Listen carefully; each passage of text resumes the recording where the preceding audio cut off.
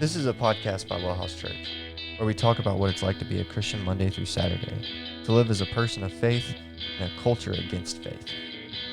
So let's talk about a hard conversation. Yeah, it is a hard conversation, but I think it's an important one. Yeah. So, we're going to talk about suicide today. But first, how was your day? In complete vulnerability, I had a little bit of a rough day. Or, not a rough day. My day was actually fine, but my evening was rough. No. Um, Listener, it's almost 11 o'clock. Yeah. And we're just now on the second podcast. And we got this one and two more to record. Yep. So, we're running on a long day. Yeah, it's been a long day, and there's a lot of stuff that happens when you wake up at 5:30 and it's 11 o'clock, and your day's not even close to being done. Yeah. Because we got to finish what we're doing here, and then I still have to edit tomorrow's podcast and upload it. Yep. So,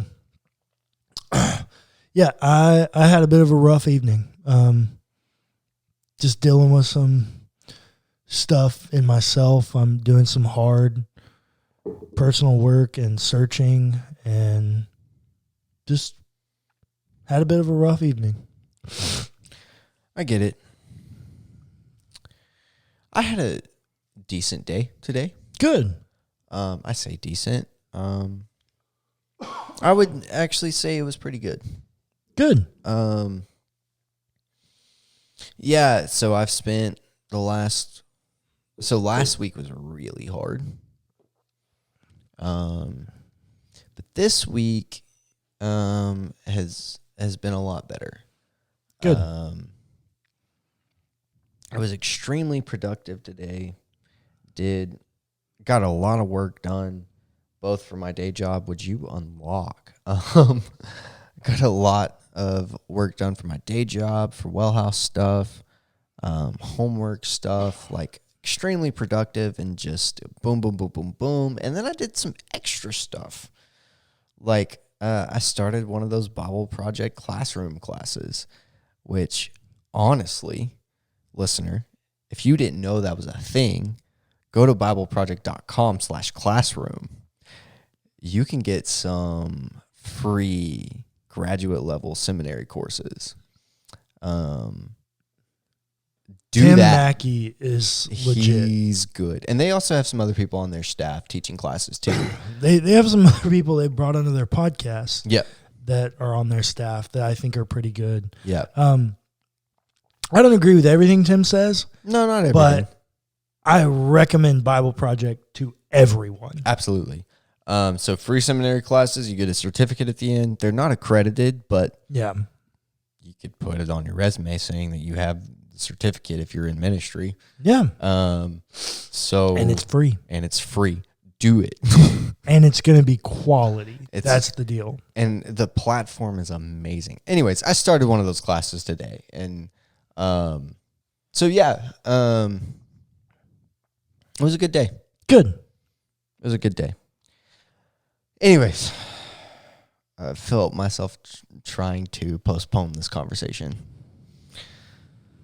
So, we have to define it. Suicide is death caused by, quote, self-injurious behavior with intent. It's a good definition. Yeah. Now, there's a difference between suicide and suicidal ideation. Suicidal ideation is thinking about feeling the desire to want to kind of deal. So that needs to be set up because I'm going to be using both of those terms, and you need to know which one means what. So to first start off, kind of addressing some stigma and also addressing terms. Instead of saying that someone committed suicide, we should say that someone was lost to suicide or died by suicide. Because saying that someone committed suicide almost feels victim blaming. Almost puts the whole blame on them. It's a choice that they made, that they did, when in reality there were environmental and emotional factors that contributed to that state of mind that led them to that point.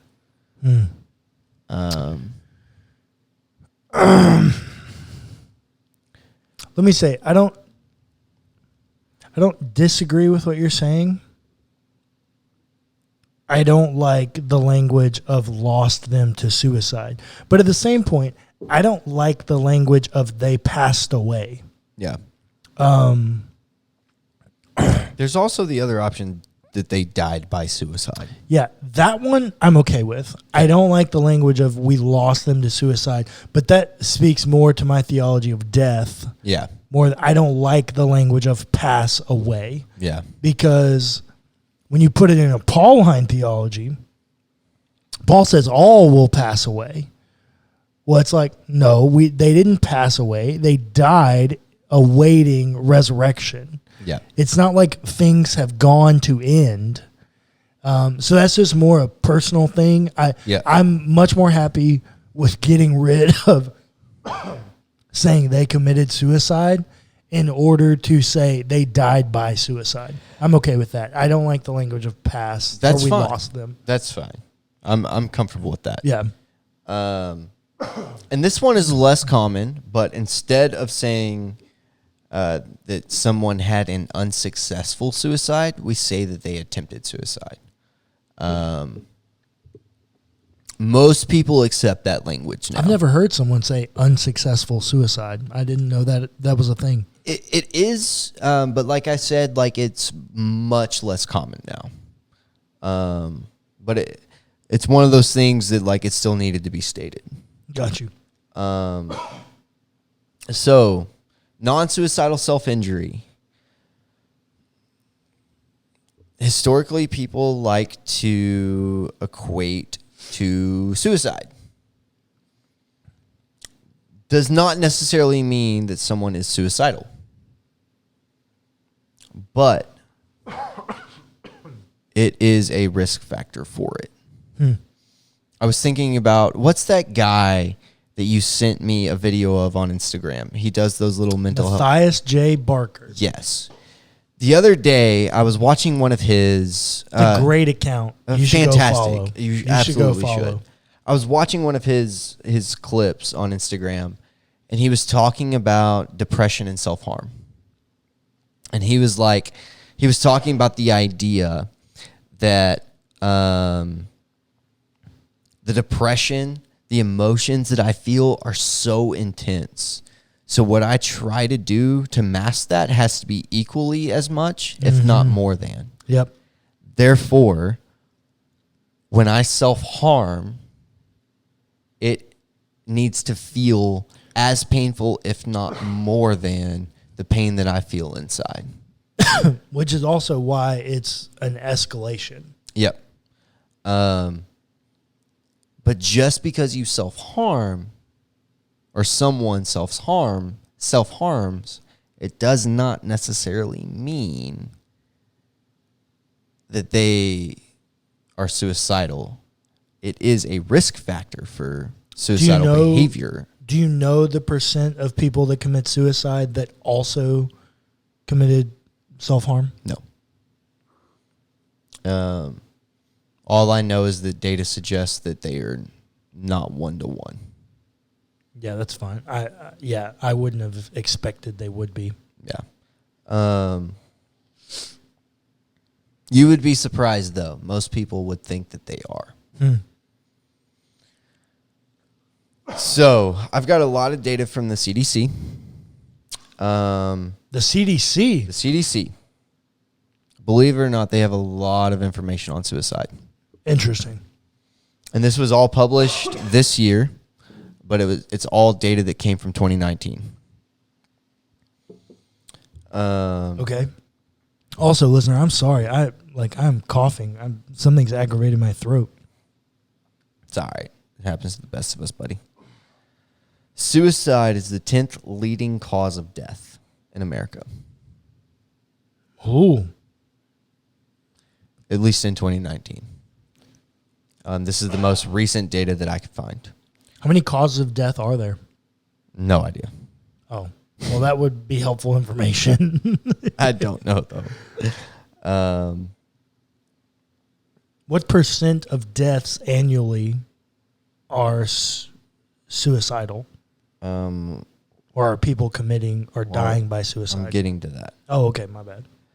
47,500 deaths in 2019 were attributed to suicide. Nationwide? Nationwide. For perspective, there's about... Well, hold on. Okay. That's about one death every 11 minutes. Yeah. You stop. You set a timer for 11 minutes. That timer goes off. Someone just committed suicide. Put that into perspective for you. Yeah. If that doesn't break you, that doesn't break your heart, I don't know what does. Yeah. Well, look, man, part of it is we're so desensitized. Yeah. I mean, like, I just know offhand that in any given year, only in Texas, there will be roughly 10,000 people die by car accident. Mm-hmm. It's just like we experience death at such a real rate that, number one, we largely become desensitized to things, conversations about death. But the other part is that it can have one of two effects on the gospel. That death is so perplexing that the gospel and the proclamation of life becomes so real, or because you're desensitized by death, the gospel of life means nothing. Yeah. So the CDC agreed, by the way. The CDC quotes the Substance Abuse and Mental Health Services Administration, their 2019 National Survey on Drug Use and Health. And so I went to this survey and pulled this data. In 2019, 12 million American adults thought about suicide. 3.5 million planned in a suicide attempt. 1.4 million actually attempted.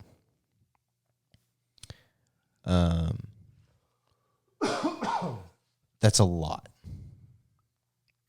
Yeah, and that's only the people that reported. And that's only the people that reported. That means all of these numbers that we have given you, if you have not figured this out, listener, all of these numbers that we have given you on this podcast are guaranteeably higher. Yeah. Do you know why, Cullen? Well, yeah, because people don't tell. Why? Why do they not tell? Well, part of it's a stigma. Part of it's because there's lack of community. Part of it is they may feel they have no one. I mean, it could be a number of different things. But if that statistic we're going out this year, I'm not including that. No. But 6 months ago, I was having suicidal ideations. I wanted to end my life. I was feeling so much pain from the experience of being cheated on and my impending divorce and all the betrayal and all the things that come with that. Like,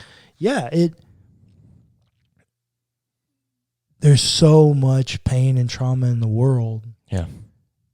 And the way you feel like you don't have a way to cope with it leads to this. But you can't tell someone that, because what happens? They naturally go, "Oh, you're crazy. Mm-hmm. I have to have you committed to an insane asylum." We don't call them that anymore, but you got to go to the loony bin. Yeah, but like we have all these pejorative ways of referring to it that just further the stigma.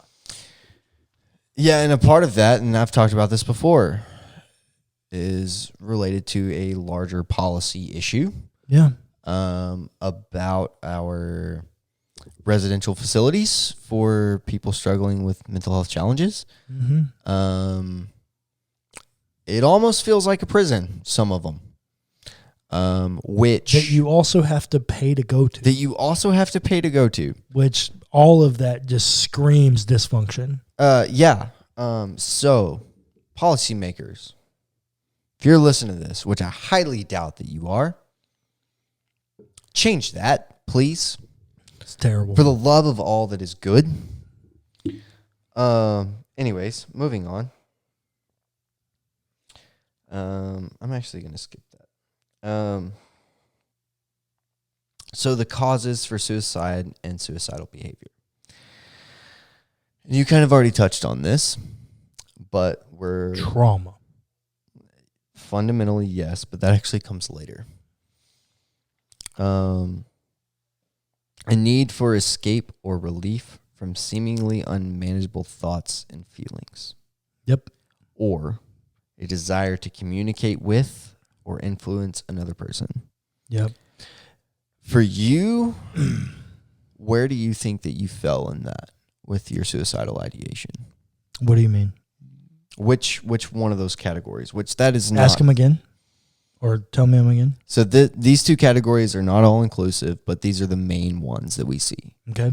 A need for escape or relief from seemingly unmanageable thoughts and feelings, or a desire to communicate with or influence another person. First one. It was absolutely. I spent my whole life. You can ask anyone that knew me in high school. I could maybe count on two hands the amount of nights in high school that I was not asleep by 10:30. Yeah.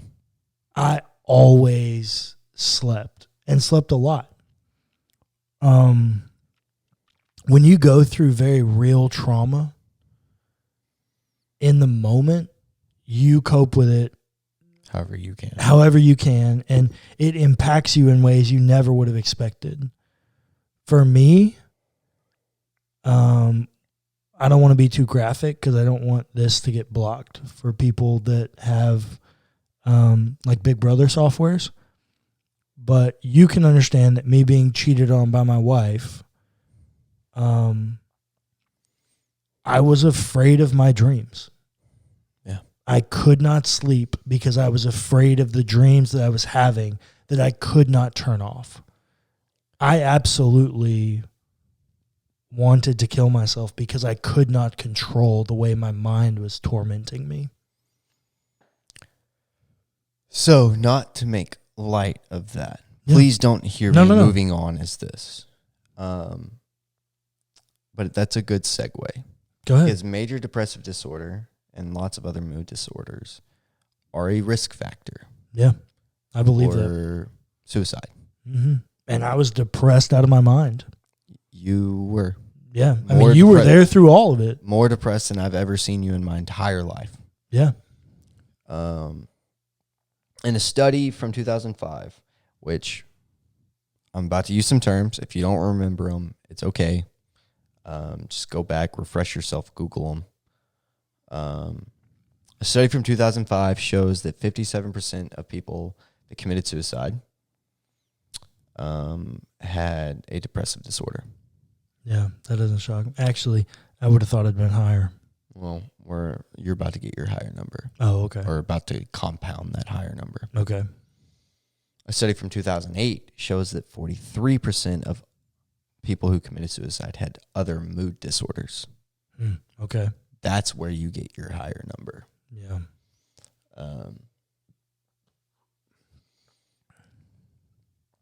And all of that fundamentally comes from trauma.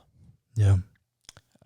Whether it's physical or sexual abuse, exposure to previous suicides from other people, past experiences with suicidal behavior, attempts, or ideation.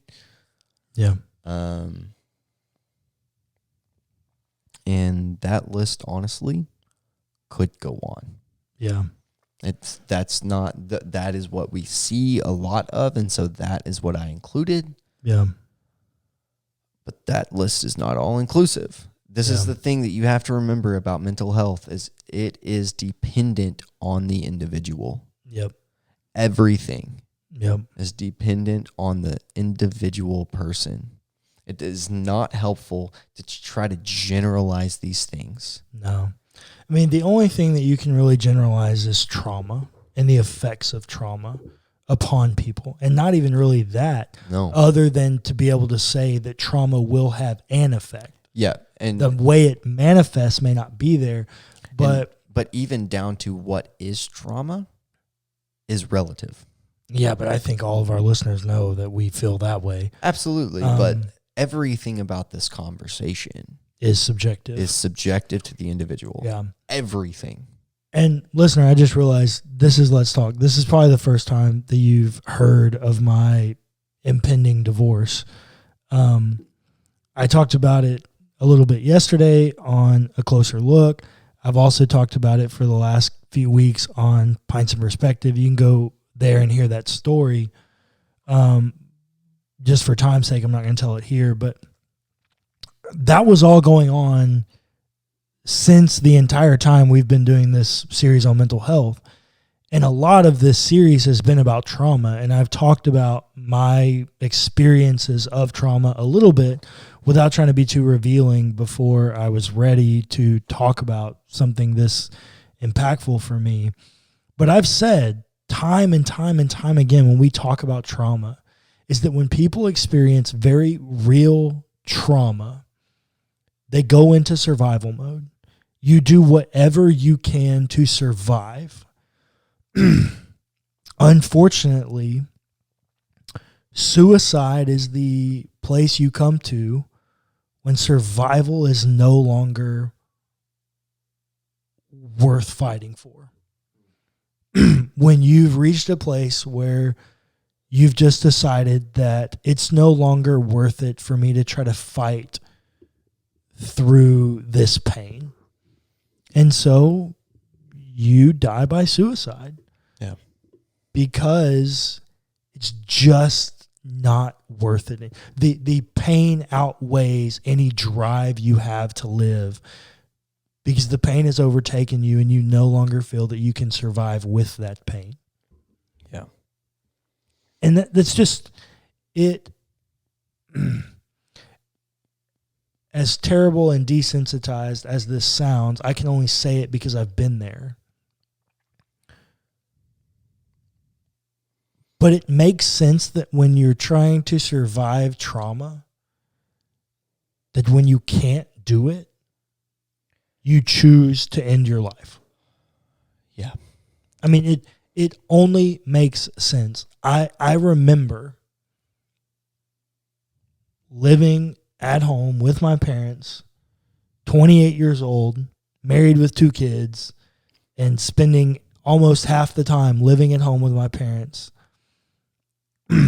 I remember trying to survive in very unhealthy ways. I remember drinking too much one night.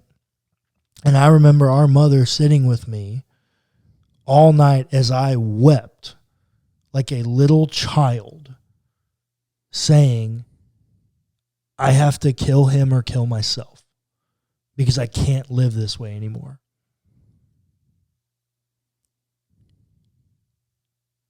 There's just only so much a person can take without being in pursuit of real healing. And I'll be honest, it was that moment when I woke up the next morning remembering what had happened. I honestly, and I really do believe that this is just somewhat the luck of the draw. I just remember waking up that morning and going, I can't live this way anymore. Not in a, I'm going to continue down the road of suicide, but like I've got to find a new way of healing because what I'm doing is no longer sufficient. Yeah. Listener, if you are there, if you were at the place that I was 6 months ago, I am begging you to reach out to me. Healing is possible. It's not easy. I'm learning the difficulty of it right now. But you don't have to end your life to be able to heal from the pain. That's not the only way you can escape the pain. I'm going to skip a lot of the content that I had written down because it doesn't feel important anymore. There is one more thing that I have to say that is extremely important. My brother, the person that I consider one of my best friends that I love more than most people in this world, was feeling suicidal. And I had no idea. Yeah.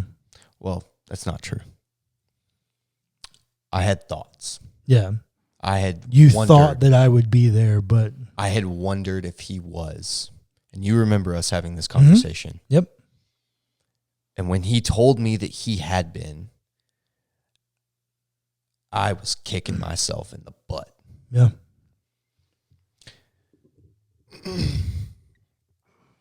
Because I know better, and I know data that I'm about to share with you that says that asking, if you think someone is considering and thinking about and having suicidal ideation, asking about it does not implant the thought in their head. Right. No, you asking me wouldn't. It wouldn't have done anything. If anything, asking is only helpful. Opens a line of communication. It opens a line of communication. It allows for early intervention, which data also shows is essential. Yeah. Because also data shows that if you attempt and fail, that you are at risk for further attempts in the future. Right. Well, and that's why I said I was lucky, because it just so happened, and this was genuinely, I'm not an alcoholic. I don't drink to cope with pain. I drink, but it's not to cope with pain. I rarely ever overserve myself. This just happened literally, like a one-time thing. I wasn't even necessarily drinking to cope. It was just one of those things you started. And it just happened. And I kind of just was there and realized what had happened. But it's only because I did that, and I never do that I was honest with our mother. Yeah.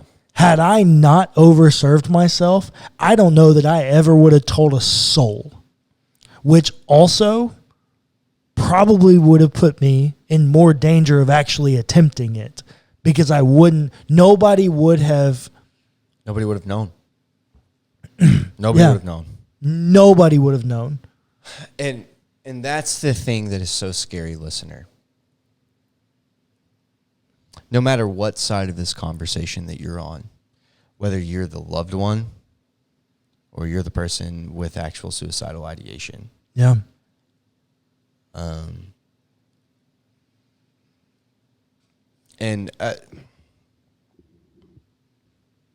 If you're the person with suicidal ideation, know that you are loved. Yeah. That you are cared for. That there are places that you can go. One is with us. Yeah. Two, and I know that you know this is there. I know that you know this because everyone knows this. One of the most popular rappers in modern times, Logic, has an album titled with the suicide hotline number. That is the title of his album. I know, listener, that you know that there are places that you can go. Yeah. Please don't be afraid. Yeah. And for the family members, the loved ones, the friends, learn from my mistake. Don't be afraid to ask. Don't be afraid to check in.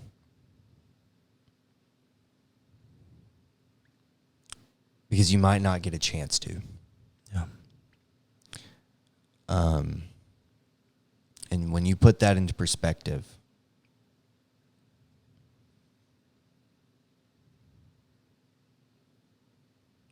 it can change things.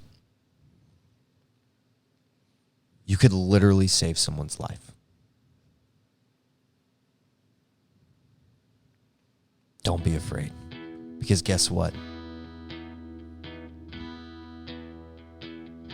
Jesus didn't like it, but he got up on that cross for you. He bore your pain, your sin, your trauma.